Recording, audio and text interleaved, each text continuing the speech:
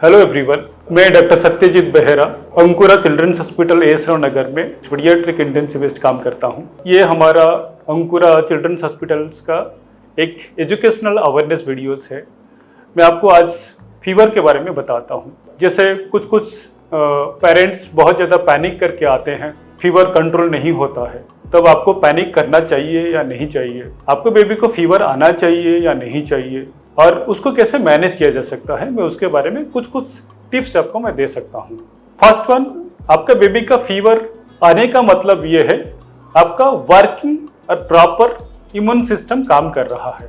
उसका मतलब immune system baby का फाइट कर रहा है जो कॉमन वायरसेस होते हैं, कॉमन बैक्टीरियाज होते हैं, इसलिए आपका फीवर आता है। तो फीवर नहीं आना एक बैड इवेंट हो सकता है rather than having the fever. तो ठीक है, तो यदि फीवर आता है आपको उस कंडीशन में पैनिक होने का जरूरत ही नहीं है। आपको ये देखना चाहिए मेरा बेबी का टेम्परेचर कैसे कम होता है। आपके पास थर्मामीटर है, आपके पास बहुत सारे थर्मामीटर आजकल डिजिटल थर्मामीटर अवेलेबल है, मर्क्यूरी थर्मामीटर अवेलेबल है। आप एक काम करिए, डिजिटल थर्मामीटर लीजिए, आप एक्सिला में मिनिमम बीप आने तक या मर्क्यूरियल थर्मामीटर में 3 मिनट्स तक आप रखिए।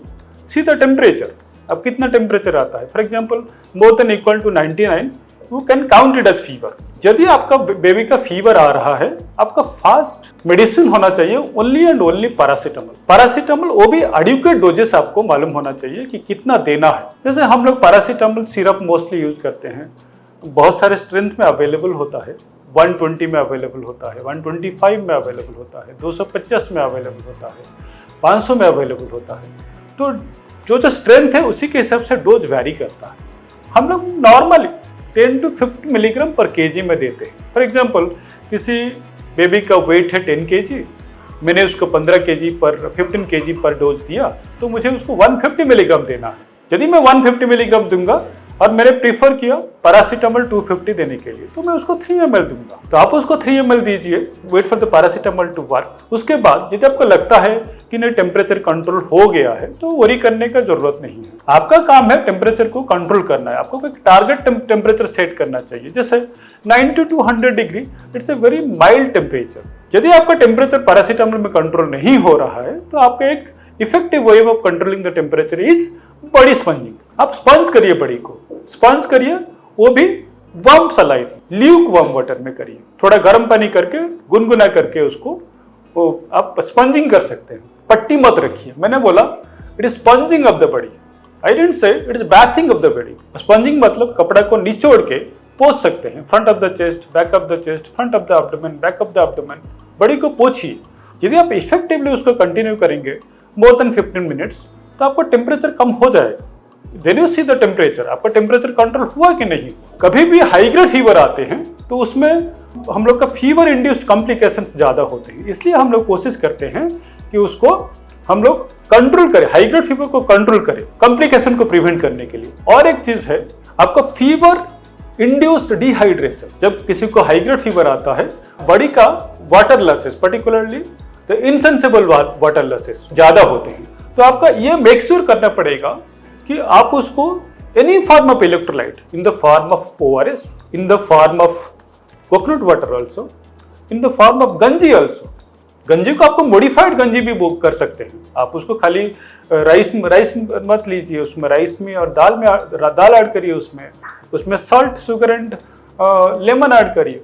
बेसिकली मैं कोशिश करता हूं कि उसको सफिशिएंट इलेक्ट्रोलाइट देने के लिए, so that I can prevent the dehydration, fever related dehydration. आपको ये भी देखना पड़ेगा आप कैसे उसको कितना अमाउंट में देने। जैसे मैं 1 कप लेता हूं, फॉर एग्जांपल गंजी की मैं एग्जांपल लेता हूं, मैं 1 कप लेता हूं। 1 cup is normally equivalent to 75 ml। Every 3rd and 4th hour उसको 1 कप देता हूं, मोस्टली डिहाइड्रेशन को करेक्ट कर लेगा। ये तो आपको लगता है, आपने उसको गंजी 1 कप दिया और आपका यूरिन कलर आप देखिए, यूरिन कलर यदि आपको लगता है थोड़ा सा हाई कलर्ड यूरिन है, तो उसका मतलब यह है कि आप उसको child is deficient in water, आपको डिहाइड्रेशन अभी भी परसिस्टेंट है।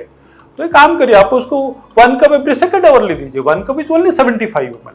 उसका मतलब ये है मैं फीवर को सिर्फ 2 ही एरियाज में ट्रीटमेंट करता हूं। One is fever controlling medicine, second one is dehydration. मैंने अभी तक आपको दूसरा मेडिसिन का बात भी नहीं किया। दूसरा medicine antibiotic, don't think about antibiotic. First 3 days at least you don't think about antibiotic, क्योंकि कोई भी यदि फॉर एग्जांपल बैक्टीरियल इन्फेक्शन होता है तो कुछ ना कुछ दूसरा कुछ फीचर्स दे सकते हैं। फीवर के साथ रिलेटेड आफ्टर अल्सर मल्टीपल, इस बार मैं जैसे देखता हूं बहुत सारे मल्टीपल ओरल अल्सर्स में देखता हूं जो आपको डिफिकल्टी हो सकता है स्वॉलोइंग में, ठीक है, तो उसमें आपको थोड़ा डिफिकल्टी इनटेक हो सकता है, डिस्फाजिया, डिफिकल्टी स्वॉलोइंग हो सकता है, ये सारी चीज होते हैं, तो उसको आपको ध्यान देने की जरूरत है। मैं अभी कंक्लूड करता हूं मेरे टॉक को, and thank you for hearing me.